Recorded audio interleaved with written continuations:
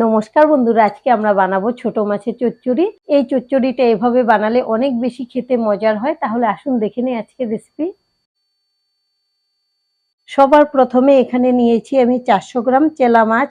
চেলা মাছগুলোকে আমি খুব ভালো করে কেটে বেছে ধুয়ে পরিষ্কার করে নিয়েছি, আর জলটাকেও ঝরিয়ে নিয়েছি।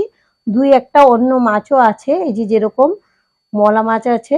এবার দিয়ে দেব লবণ, হলুদের গুঁড়ো আর ঝাল লঙ্কার গুঁড়ো। এখন দিয়ে দেব কাঁচা সর্ষের তেল। প্রথমে যদি মাছগুলোকে এভাবে মেখে রাখা যায় তাহলে কিন্তু খুব ভালো লাগে খেতে। তেল মশলাটা মাছের ভেতরে খুব ভালো করে ঢোকে। এখন আমি মেখে নেব। এই মাছগুলো কিন্তু কাটতেই যত কষ্ট, রান্না করতে কিন্তু কোনো ঝামেলাই নেই, ঝটপট হয়ে যায় এই রান্নাটা। আপনারা চাইলে হাত দিয়েও মেখে নিতে পারেন। এখন আমি মাছগুলোকে 5 মিনিটের মতো রেস্টে রাখবো, ততক্ষণে বাকি কাজগুলো করে নেব। এখন একটা বাটিতে মশলা নিয়ে নেব। নিয়েছি 1 চামচ জিরে গুঁড়ো, 1 চামচ ধনে গুঁড়ো, হলুদ গুঁড়ো, ঝাল লঙ্কার গুঁড়ো। এখন জল দিয়ে গুলিয়ে নেব।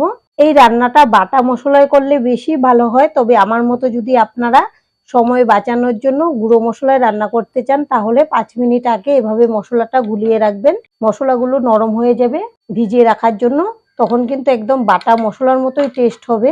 এখন এটা সাইডে রেখে দেব। আর এদিকে একটা মিক্সিং জার নিয়ে নিলাম।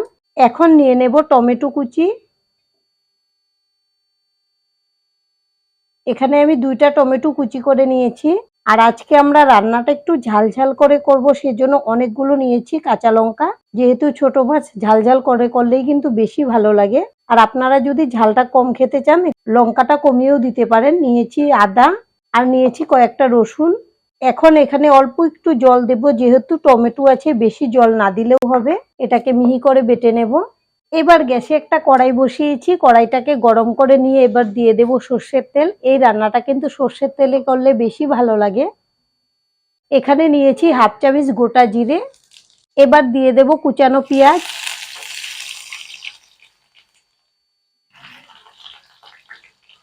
এখন পেঁয়াজটাকে নেড়েচেড়ে ভেজে নেব।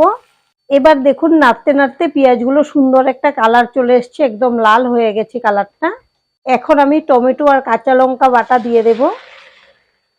এখন নেড়েচেড়ে ভেজে নেব এর কাঁচা সেন্টটা চলে যাওয়া পর্যন্ত।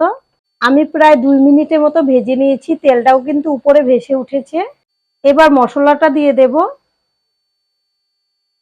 বাটিতে অনেকগুলো মশলা লেগে আছে, তাই বাটিটা ধুয়েও একটু জল দিয়ে দিচ্ছি।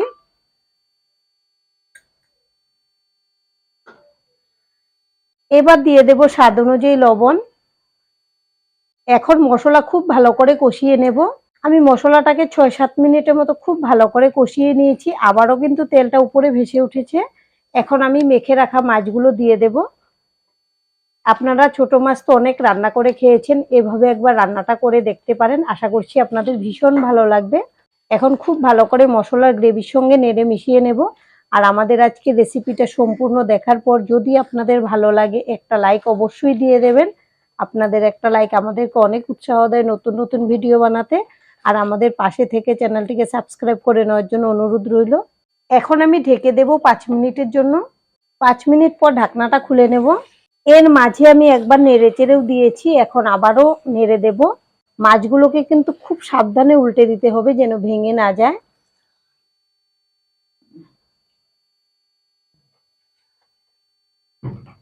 এখন দিয়ে দেব অল্প টমেটো আর এখানে নিয়েছি ধনেপাতা কুচি। এই রান্নাতে ধনেপাতা কুচিটা অবশ্যই দেবেন, এতে করে খুব সুন্দর একটা সেন্ট হবে, খেতেও ভীষণ ভালো লাগবে। এখন আবারও ঢেকে দেব 5 মিনিটের জন্য, যতটুকু রান্না হওয়ার বাকি আছে হয়ে যাবে। আরো 5 মিনিট পর ঢাকনাটা খুলে নেব। এখন আবারও নেড়ে দিচ্ছি। আমাদের রান্না কিন্তু একদম রেডি পরিবেশনের জন্য। এভাবে আপনারা বানিয়ে খাবেন, আশা করছি আপনাদের ভীষণ ভালো লাগবে। আর আজকের ভিডিওটা এখানেই শেষ করব। সবাই ভালো থাকবেন, সুস্থ থাকবেন। সম্পূর্ণ ভিডিও দেখার জন্য অসংখ্য ধন্যবাদ।